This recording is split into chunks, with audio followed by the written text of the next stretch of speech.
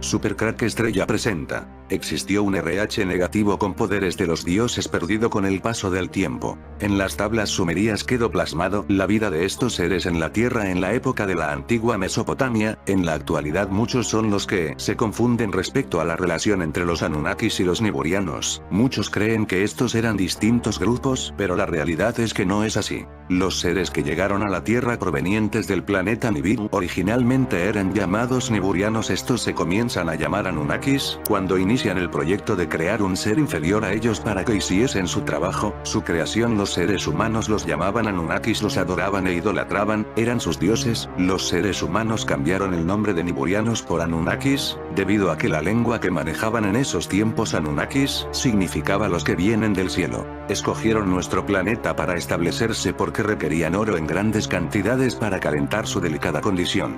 Como Nibiru es un cuerpo celestial fresco, anticiparon que reflejaría los rayos del sol para obtener más calor. Encontraron que la mejor condición para lograr esto era diseminar residuos de oro en su aire con el objetivo de que se pudiera adquirir un efecto espejo. Por eso se habla en las tablillas más de los Anunnakis que de Niburianos. Muchos cometen el error de creer que son distintos grupos, ya que en la historia sale que los Anunnakis pidieron permiso a los Niburianos para iniciar sus experimentos y hacer un ser inferior, pero en realidad a esto se refiere es que Enki, el dios de la tierra y de las aguas dulces, pidió permiso a su padre Anu, el dios del cielo, porque él mismo no se encontraba en la tierra y fue el que envió a Enki a hacerse cargo del trabajo de la tierra. Aclarado esto, se dan cuenta que cuando se habla de Anunnakis y Niburianos, hablamos del mismo grupo que vino a la tierra desde su planeta Nibiru. Una teoría afirma que las personas con grupo sanguíneo RH negativo podrían tener orígenes extraterrestres o de ángeles caídos, simios, humanos y RH negativo tipo de sangre. La mayoría de nosotros creemos que evolucionamos de los simios. De hecho, obtenemos la notación RH cuando hablamos de tipos de sangre de los monos rhesus. Es una teoría común de la evolución que los humanos y los simios comparten un antepasado común. Por lo tanto, nuestra sangre debería haber evolucionado de la misma manera. Y para todos los demás primates, sí. Todos los monos son RH positivos. La sangre RH positiva se puede rastrear hasta cada especie de primate, pero en ninguna parte podemos encontrar evidencia de sangre RH negativa. ¿Eso significa que no somos parientes de los simios? No solo eso, sino que el tipo de sangre RH negativo no se puede encontrar en ninguna parte de la naturaleza. Los humanos son los únicos seres en el planeta que tienen el tipo de sangre RH negativo. ¿No lo encuentras extraño? ¿De dónde ha venido? La Biblia muestra en sus textos cómo el Dios creador se ha relacionado, se relaciona y se seguirá relacionando con el individuo. De manera similar, la Biblia muestra los rasgos y el carácter de Dios. Este es un libro de increíble significado tanto para la religión cristiana como para la católica. La Biblia consta de 66 libros divididos en dos grupos principales. El Antiguo y el Nuevo Testamento es el libro más leído y más conocido del mundo, traducido en casi todos los idiomas, y el que ha movido la fe de casi toda la población de este planeta. El ejército de Yahvé. Jehová son el mismo ejército extraterrestre, los Anunnaki son la fuerza armada de Yahvé. En el caso de que analicemos los trabajos de las tablas sumerias con las composiciones hebreas o el libro de escrituras, descubriremos mucha amigabilidad. Sabemos que el tipo de sangre RH negativo es el tipo de sangre más raro del mundo. Sin embargo, en sitios pequeños, como el País Vasco en España, es extremadamente común. En esta área, más del 30% de la población tiene sangre RH negativa. Pero, ¿por qué los grupos de personas con sangre RH negativa parecen concentrarse en grupos pequeños, pero en otros lugares se dispersan a los cuatro vientos?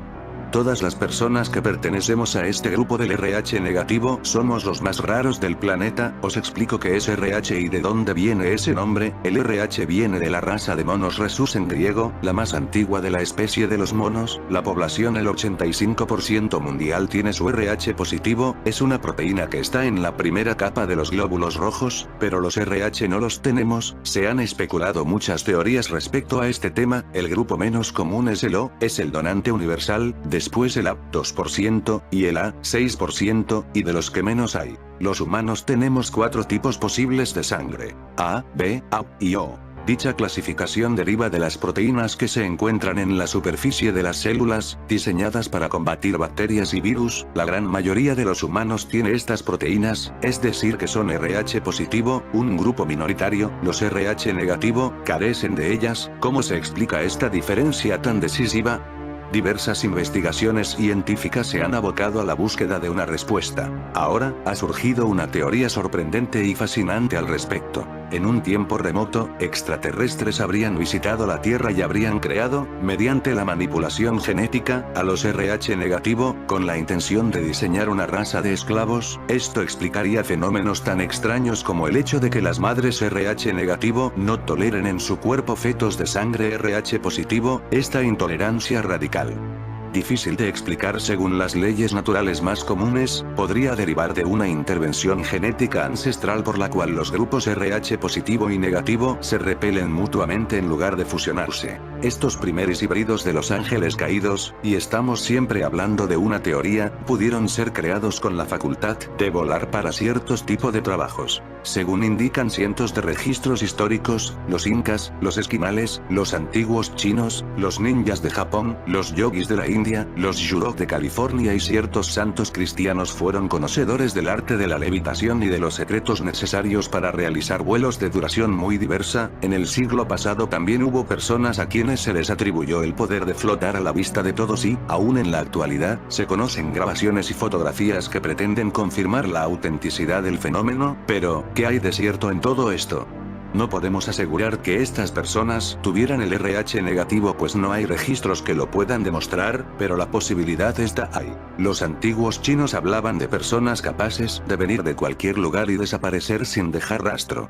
Se dice que muchos grandes maestros eran capaces de viajar una distancia de miles de millas en cuestión de segundos. El fenómeno era tan popular en la antigüedad que los chinos incluso le asignaron un nombre: Bairifeisen, que significa volar a plena luz del día. Uno de los casos más conocidos fue el del monje Fomile, conocido como Milarepa, quien según diversas crónicas vivió y alcanzó la iluminación a principios del milenio pasado. Se dice que Fomile era visto con frecuencia por los hombres que trabajaban el campo mientras atravesaba el cielo de un lado a otro a gran velocidad. Otra prueba más de esta teoría proviene de ICAR, la Comunidad Internacional para la Investigación de Extranjeros. Recientemente publicaron un informe sobre los tipos de sangre de los abducidos, con el porcentaje de tipos sanguíneos RH positivos del grupo AE, abductor experimentador de abducidos, calculado en un 85%, dejando un 15% de sangre RH negativa. Los investigadores encontraron un elevado porcentaje de factor RH, 35%, entre los experimentadores de abducción. El ICAR llegó a la conclusión de que los grupos sanguíneos negativos son mucho más propensos a ser contactados o secuestrados que los que tenían tipos sanguíneos RH positivos. Algunas personas creen que esto es una prueba más de que las personas con el tipo de sangre RH negativo podrían tener orígenes extraterrestres. ¿Están regresando los extraterrestres a la Tierra para ponerse en contacto con aquellos que tienen sangre o líneas de sangre extraterrestre con fines de investigación? Desde mi punto de vista, Supercrack estrella, los extraterrestres son los demonios de toda la vida, los antiguos ángeles caídos que crearon híbridos. Es posible que los arcontes que aparecen en dormitorios mientras duermes estén buscando algo en nuestras vidas pasadas. En un tiempo remoto, extraterrestres habrían visitado la Tierra y habrían creado, mediante la manipulación genética, a los RH negativo, con la intención de diseñar una raza de esclavos. Esto explicaría fenómenos tan extraños como el hecho de que las madres RH negativo no toleren en su cuerpo fetos de sangre RH positivo. Esta intolerancia radical, difícil de explicar según las leyes naturales más comunes, podría derivar de una intervención genética ancestral por la cual los grupos RH positivo y negativo se repelen mutuamente en lugar de fusionarse. Para sostenerse, esta teoría se remonta a la antigua cultura sumeria, para la cual existió una raza de seres que llegaron a la Tierra desde el cielo, los Anunnaki, y construyeron las primeras sociedades humanas. Ellos habrían tenido el plan de alterar genéticamente a los seres humanos primitivos para crear una especie de seres fuertes y con ciertos poderes como volar, levitar por el aire, aunque estos posiblemente luego tuvieran algunos problemas de salud. Los que pertenecemos a este grupo tenemos este tipo de características: sensibilidad extrema al sol y al calor, temperatura corporal más baja, presión arterial más baja, más resistentes al frío, sí más alto que los RH, vértebras extra o costillas, ojos claros y piel pálida, tendencia a pelo cobrizo o pelirrojo, más preparados para enfermedades inmunes como virus, etc. No se nos puede clonar al no tener la proteína mencionada arriba. Poderes psíquicos y extrasensoriales. Sensación de no pertenecer a este planeta. Sobre el tema de poderes psíquicos y extrasensoriales sabemos que en pasado había personas que podían volar. Aunque no sabemos si eran del tipo RH negativo. Otra famosa anécdota cuenta que un día el emperador de China le ordenó al sabio Lao Tse inclinarse ante él, ya que como soberano tenía la capacidad de hacerle rico o pobre y de elevar o bajar su estatus social. Sin inmutarse, el sabio comenzó a levitar lentamente hasta cierta altura para luego decir: Majestad, ¿cómo puedo estar sujeto a tu soberanía estando aquí entre el cielo y la tierra? ¿Cómo puedes hacerme rico o pobre o hacerme de una clase superior o inferior?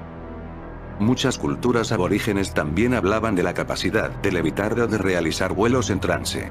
Incluso hay quienes dicen que la única explicación del origen de las líneas encontradas en Nazca y otras partes del mundo, dibujos gigantescos que solo pueden ser apreciados desde el aire, radica en que los antiguos disponían de la capacidad natural e innata de volar a gran altura. En Oriente Medio, por ejemplo, los beduinos sostienen que los cientos de grandes ruedas dibujadas milenios atrás sobre sus tierras son obras de los antiguos, sin conocer específicamente el motivo ni el método por el que fueron trazadas. Todos estos casos parecen insinuar que en la antigüedad existían factores que facilitaban el desarrollo de una capacidad que los humanos poseían en estado latente que con el paso de los años se fue perdiendo. Algunos opinan que dicho fenómeno podía darse porque los valores morales de la humanidad aún no habían caído hasta el estrepitoso nivel actual, o porque la carencia de tecnologías obligaba a la mente a buscar caminos alternativos para facilitarles la existencia. ¿Recordáis mi video en Supercrack Estrella titulado La élite ya se escapa del mundo digital? Pues bien, esta podría ser la verdadera razón: separarnos a nosotros de lo divino, mientras ellos, la élite satánica, se acerca a este don. El relato anterior pertenece a Santa Teresa de Ávila, 1515-1582, fundadora de la Orden Católica de las Carmelitas Descalzas. La primera vez que Santa Teresa tuvo uno de sus singulares episodios fue durante su juventud, mientras se hallaba cantando en el coro de la iglesia. Sin darse cuenta, Teresa comenzó a elevarse hasta llegar a los 3 metros de altura y continuó de rodillas, entonando todavía los cantos místicos, mientras todos miraban asombrados. Como casi todas las figuras del cristianismo a las que se atribuyen levitaciones, Teresa de Ávila no gozaba de tal don, sino que se resistía con humildad y temor a lo que ella llamaba sus ataques. Con frecuencia se tiraba al piso y rogaba a sus compañeras que la sujetasen para impedir así su vuelo. Tal era su esmero, que un día levantó también con ella a una superiora que intentaba ayudarla a bajar. Esto demuestra que estos vuelos no eran a voluntad, no eran controlados, eran activados involuntariamente, quizás en estados de relajación.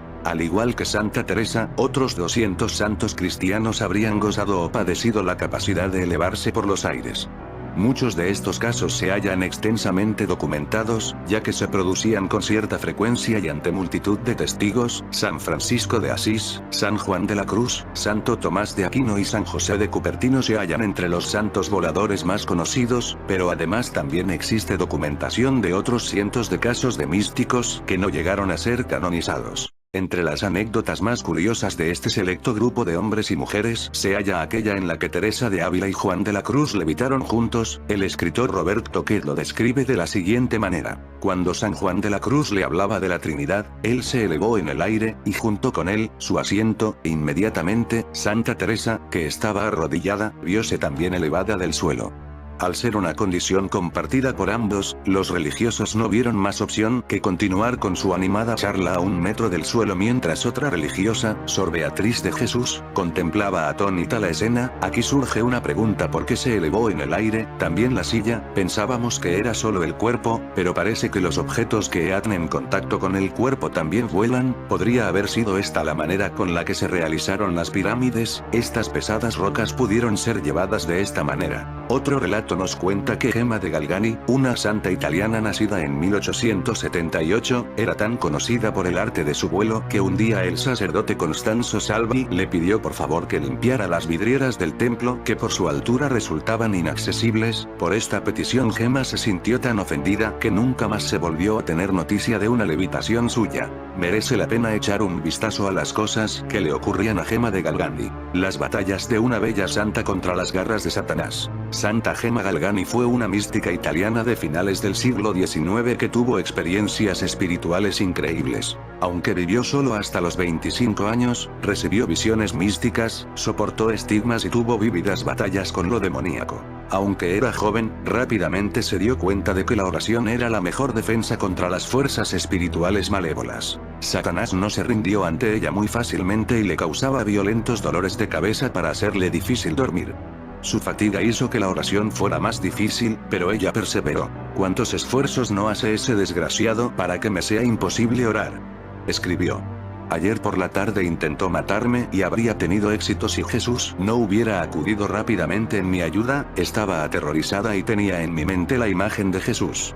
En un momento dado, mientras escribía una carta, el diablo arrebató el bolígrafo de su mano y rasgó el papel y luego la arrastró de la mesa, agarrándola por el pelo con tanta violencia que se desprendió de sus brutales garras. Describió otro ataque en uno de sus escritos. El demonio vino ante mí como un gigante de gran altura y me decía: para ti ya no hay más esperanza de salvación. Tú estás en mis manos. Respondí que Dios es misericordioso y por eso no temo nada. Luego, dándome un fuerte golpe en la cabeza con rabia, dijo: maldito seas. Y luego desapareció. Luego fui a mi habitación a descansar, y allí lo encontré. Él comenzó de nuevo a golpearme con una cuerda anudada, y quería que lo escuchara mientras él sugería la maldad. Dije que no, y él me golpeó aún más fuerte, golpeando mi cabeza violentamente contra el suelo. En cierto punto, me vino a la mente invocar al Padre Eterno del Padre de Jesús: a través de la sangre más preciosa de Jesús, sálvame. Entonces no sé muy bien lo que pasó. Esa bestia despreciable me arrastró de mi cama y me tiró, golpeando mi cabeza contra el suelo con tal fuerza que todavía me duele. Me volví insensible y permanecí tendida allí hasta que me encontré mucho tiempo después. Jesús sea agradecido. Ella mantuvo su fe en Jesús y hasta usaba el humor contra el diablo. Ella le escribió esto a un sacerdote: si lo hubieras visto, cuando él huyó haciendo muecas, te hubieras echado a reír. Es tan feo. Pero Jesús me dijo que no le tuviese miedo, que todos tengamos tanta fe y valor. Los registros manifiestan que José de Cupertino voló frente a muchas de las más respetadas autoridades de Europa, ante creyentes e incluso ante los más escépticos. En más de una oportunidad también habría elevado consigo a quien quiso mantenerlo en el suelo. Tanto es así que un día, tras un presunto vuelo en la capilla del Santo Oficio, José fue arrestado y enviado a Roma para que lo conociese el Papa Urbano VIII, quien se mostraba escéptico ante los supuestos milagros del monje. Una vez ante él, José se arrodilló y besó el pie del pontífice para luego ascender y tocar el cielo raso con su cuerpo. Solo bajó cuando el Papa se lo hubo ordenado. Las historias de santos voladores son tantas y tan curiosas que es difícil imaginar que tantos testigos hayan podido ser engañados en tantas ocasiones diferentes, pero no solo eran santos estos que tenían esta habilidad. Lo que ocurre es que estos casos eran escritos, mientras que otros casos entre gente humilde era ocultado por miedo. Dos individuos del mismo grupo pueden dar o recibir sangre el uno del otro. A, B y B, o yo, A y A. El grupo O, denominado donante universal, puede donar su sangre a todos los otros grupos, pero solo recibir sangre de su mismo grupo.